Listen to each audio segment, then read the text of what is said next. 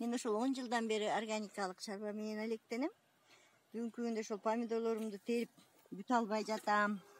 Өткөрүп жатам. Чери помидору азыр Караколдо 120 сомдон болуп атат. Бардык өсүмдүктөрүм огородумдагы органика.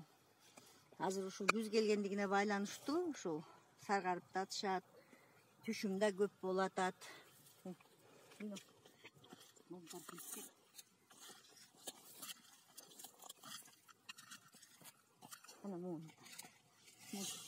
Өсүмдүктөрүбүздү да ошол быйыл кызылчасын сепкем, кормовой кызылчаларым.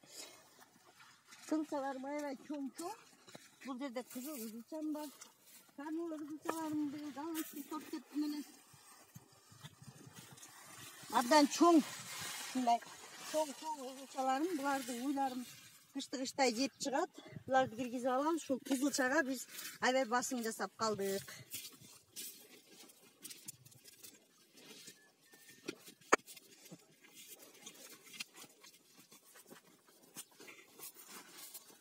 Анан ушул ашкабактарымды жылда алып барам. Мына ашкабактарым. Мынакей. Оларды бат-баттан өзүмө да тартып кетем.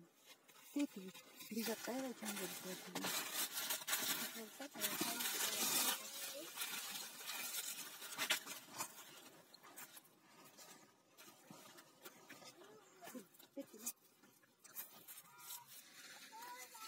Ошол Бишкектеги органикалык ярмаркага ошол камданып жатам.